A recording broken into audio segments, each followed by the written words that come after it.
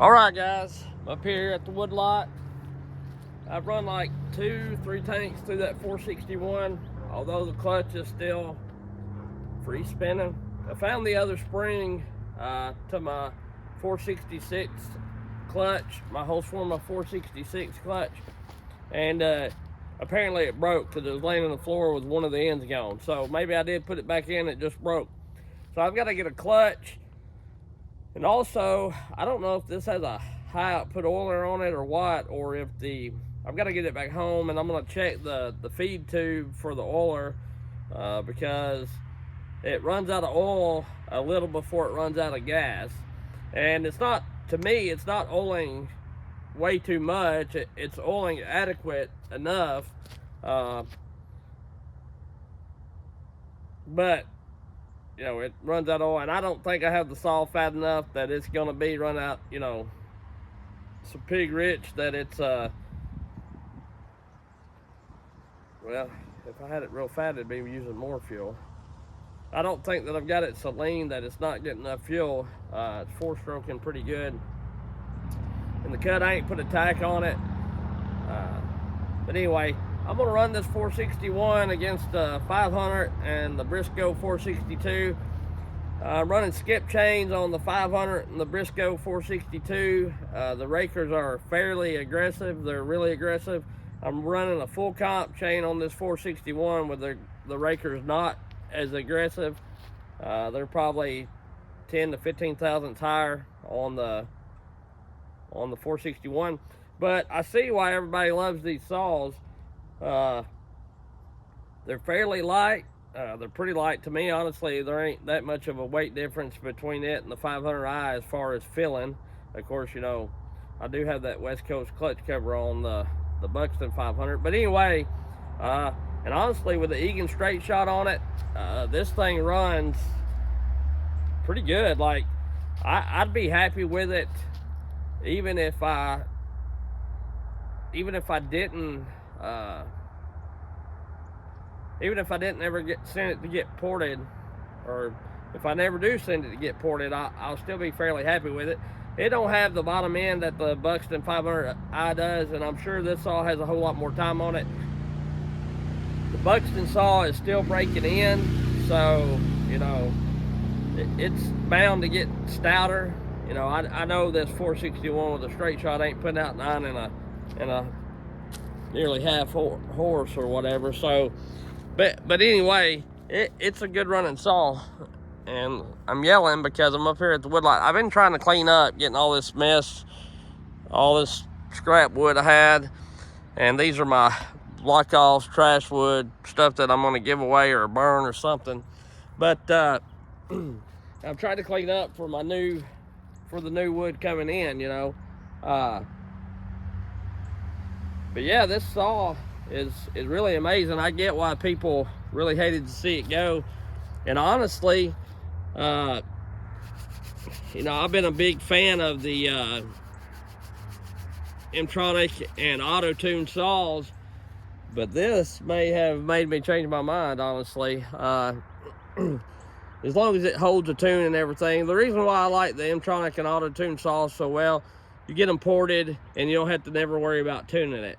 Now, I've been running this 461 and I'm packing this just to make sure. I'm trying to get it to cutting the best that it can cut, and not have it so lean that it blows up. But you know what they say, lean is mean, and that's the way I like them. So I don't think she's none too lean. I need to throw a tack on it because sometimes that bark box will, or not the bark box, but the straight shot or a bark box or any kind of pipe or anything will kind of throw you off because they give a little cackle. And especially me, I'm not great at tuning them. That's why I like the M-tronic auto-tune saws. But I run this not too long ago, so we'll see if she'll start back. Probably not. Yeah, got her lean. She did start back without having to be chokehead.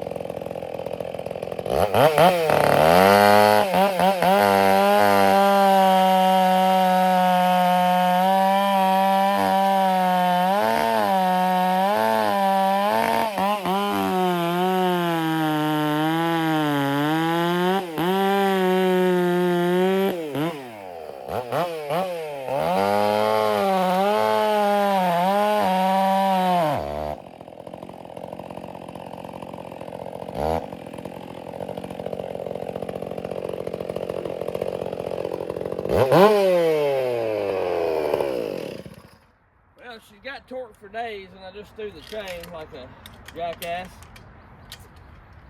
So anyway, she does got torque for days, baby. Baby, break down. Go ahead and give it to me. These daggum gloves, boy. Front spark get in my way. I would so love to learn how to put the chain on without having to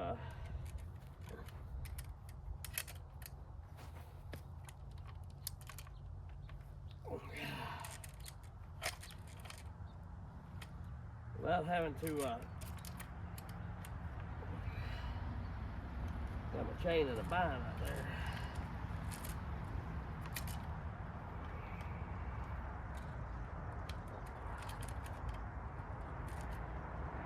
I'm not gonna make y'all watch me struggle with this long.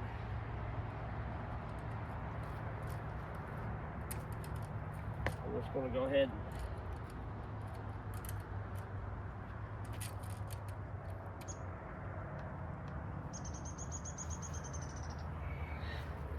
push the pop back on.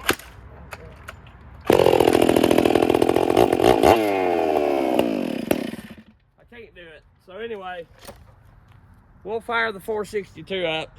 That thing's got torque for days. Like, I was pushing about as hard as I could. That's why it jammed up, I think. Not my finest cut, but it'll be all right. Anyway, I just wanted to, I mean, it's actually pretty amazing.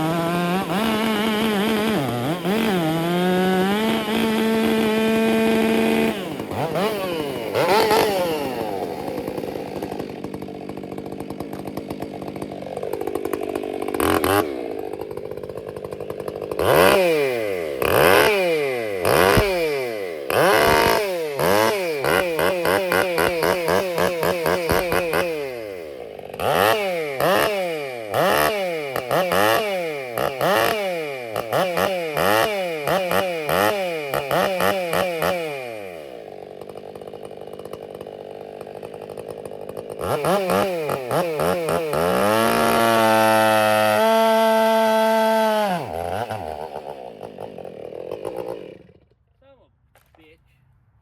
me go get some gas, and with saw wrench, I'll put this chain back on, and we'll finish this. Let me pause, y'all. All right, I'm back. Okay, so when I say the rakers are really aggressive on the 500 and the 462, they are. But that's not to say that's a brand new off-the-roll chain that I'm running on that 461. So it's going to be a little slower than my chains probably, but because they're a little shorter in life, you know, they're about halfway back on both of them. But the rakers are still fairly low. They're probably, most of the time I find on the new chains that the raker is a little below the hardwood setting. So they're still fairly aggressive. You know, I wouldn't use the new chain. That's about as low as the raker I'd use if I was actually falling, like going to fell trees or whatever. But I've been up here bucking and cleaning up and doing all this. So that's why I got the skip chain on the other ones. I just so happened to have a brand new 28 inch chain in my truck. That's why I threw it on the 461, because I rocked it. I rocked the chain I had on it before. But anyway, I primarily used it today. And other than the chain spinning when it's at idle, I mean, it runs good. And a little bit of a oiling issue, which I don't know if that's the pickup line or maybe it's just oiling that much or what the deal is. But anyway, you know, that a new chain's about as aggressive as I want for falling really hard hardwood trees. You know, poplar you can go a little more aggressive. You know, because I bore cut and everything, you could see as I was trying to bore into that with the 461, there was a little bit of judder there. So, you know, just trying to give you the scoop on all this. Let's pour some gas in it. It's out. Damn it.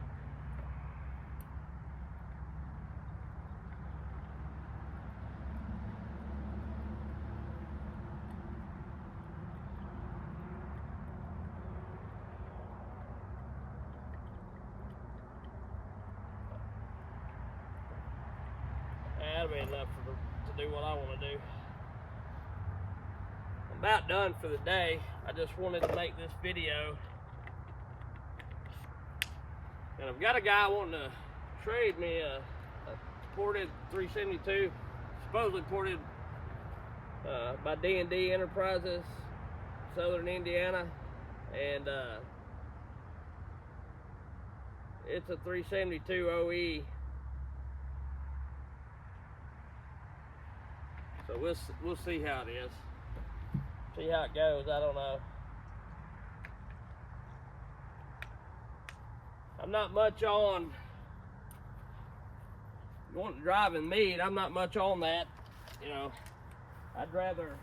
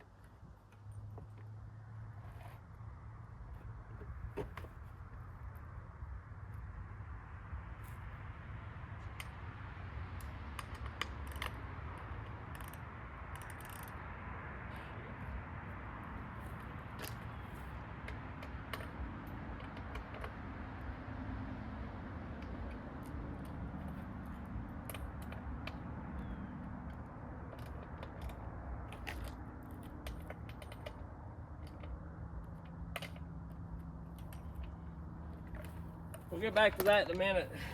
Sorry. It's running this 500i down. Prime wrap bad boy up.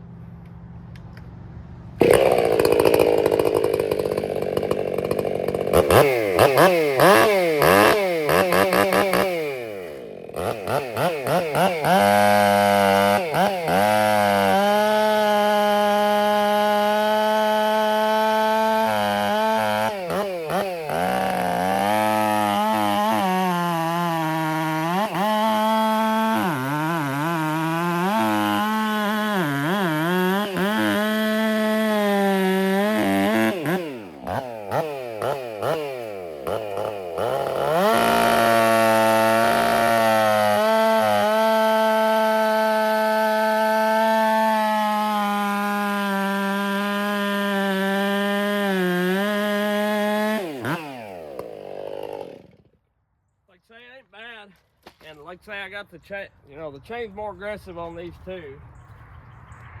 But this, to me, feels like it's not far from the 500i, you know. Especially a stock one. You get one of these with a straight shot and the 500i with a straight shot. And, but like I say, this still probably got 10 tanks to go before it starts really running good, you know.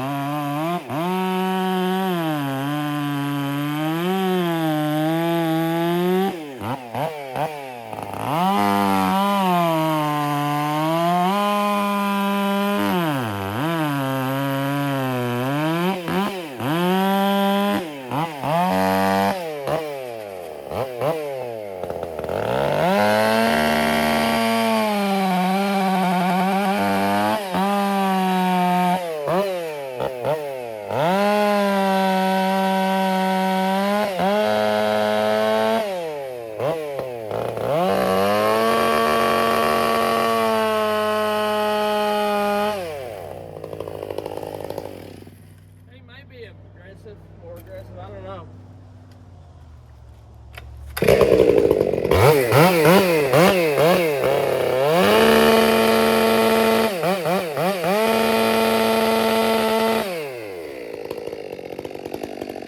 This one's definitely more aggressive.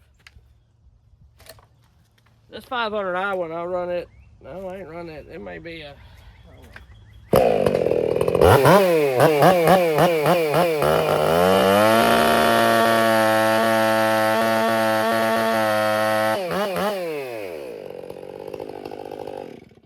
They're definitely more aggressive. I wasn't pushing any there.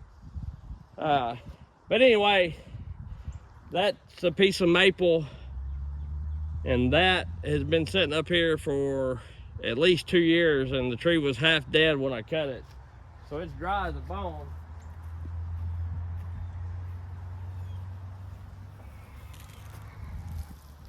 This thing's still, you know, these chains are still throwing chips like this right here. So the chain's not dull, it's just really hard wood. And what I found a lot with these saws here, depending on who ports them, and how they're ported. Like the Briscoe, you can feel it coming off the, like hitting the limit or something. Same with the 500i. But with these saws versus like my 309 500i, these saws have enough grunt. If you get the chain aggressive enough to where it don't bounce off the limiter real bad when you're not applying much pressure, you know, I could go more aggressive, but then it's hard to cut. If you were to fail with it, it'd be mighty near impossible unless you just do a back cut and face cut and all that. But the deal with these saws is they have enough grunt to get, you can get the chain aggressive enough and you can lean on it hard enough that it just don't completely stall. With the 309 machine, it bounces off the limiter, but you make the chain real aggressive. It's fine if you're just bucking wood or something, but you go to work with it and then it gets real bindy. So that's the deal with that's my problem with some porting. Some saws that have had ported, and you know, as race saws they would be great, but honestly, like which I know the 500i is a bigger bore and everything, but honestly that 500i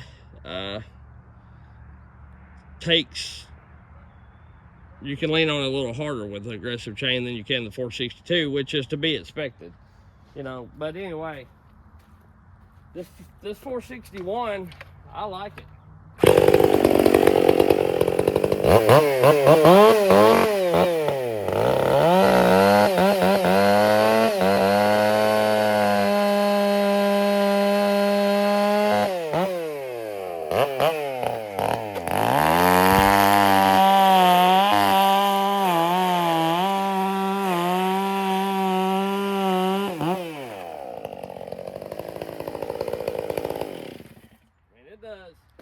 It does really good. I have no complaints.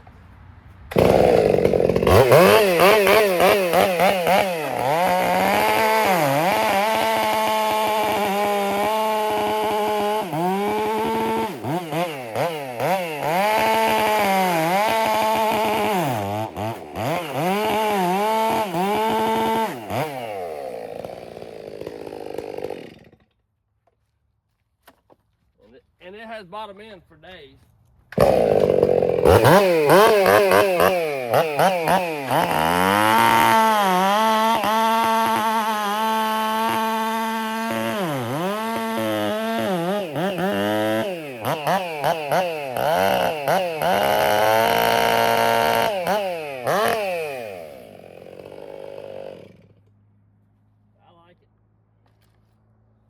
Like I say, it's, you know, a few minor kinks to work out. It really could use a high output oiler. I'll probably order one for it.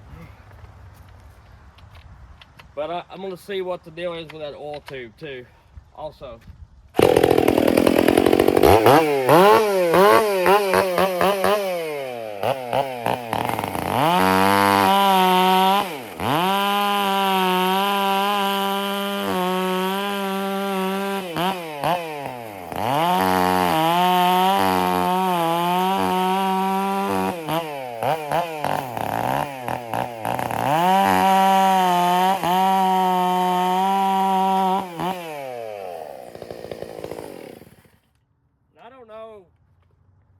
I don't know honestly how the Holzforma 460 clones compared to the OEM ones or whatever, but I'd much rather run that saw than I had that clone 460 that I had, you know, stock for stock or whatever. To me it feels smoother and it's rigid, and honestly to me, if you do the suspension upgrade to the 500i's, you know, it stiffens them up, and that's what they need because they're real floppy. But honestly, I feel like that 461 is smoother than the 500i, you know, as far as just sitting there feeling the, you know, as when you're in the wood, none of them's too terrible if the chain's right. Damn off switch, I keep forgetting about that.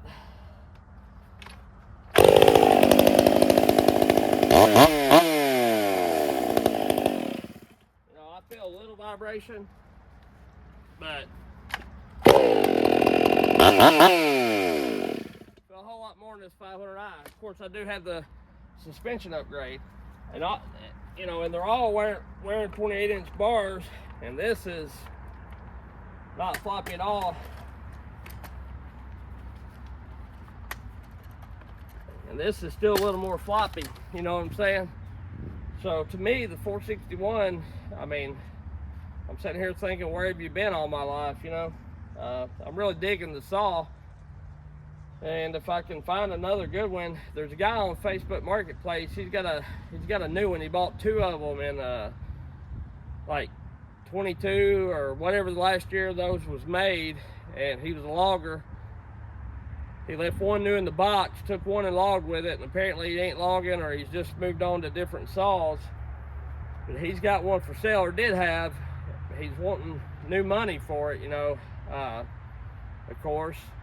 But man, I'd like to have that thing, because these saws, you know, I don't rave about a saw much, but I really like that. I'd honestly rather pack that saw, which I like torque.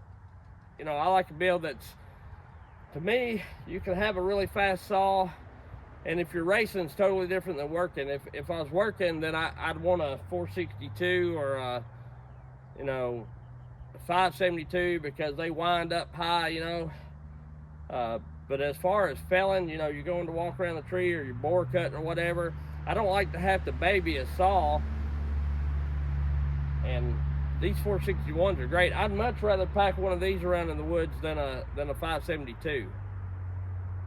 And honestly, even ported, you know, like that 462, like these 462s have great chain speed, and it's got bottom end, don't get me wrong. And I know it's all in the chain. I could lighten that chain up a little bit and it would be all right, but then you have a tendency to have it bouncing off the limiter. Even with my 572s, that 461 is really impressive. I don't know what the deal is. Maybe I've got it real lean, or maybe the chain is done. But you know, as far as weight and everything, you know, the 572 to me is just about as heavy as that. And I think I'd about rather have one of these. I kind of even like it over my 7900 Domar and Makitas that I've had.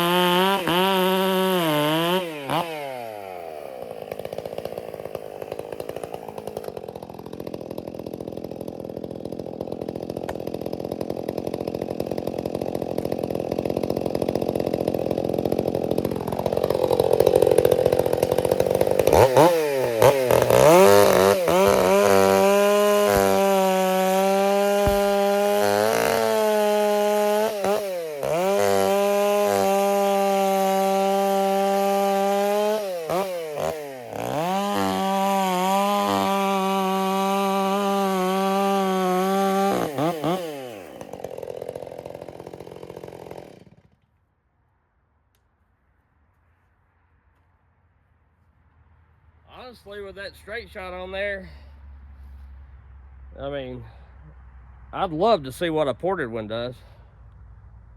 I don't know. I don't think that's had any work done to it. I may be wrong. It, you know, it's got pretty good thump to it. Don't get me wrong. Damn.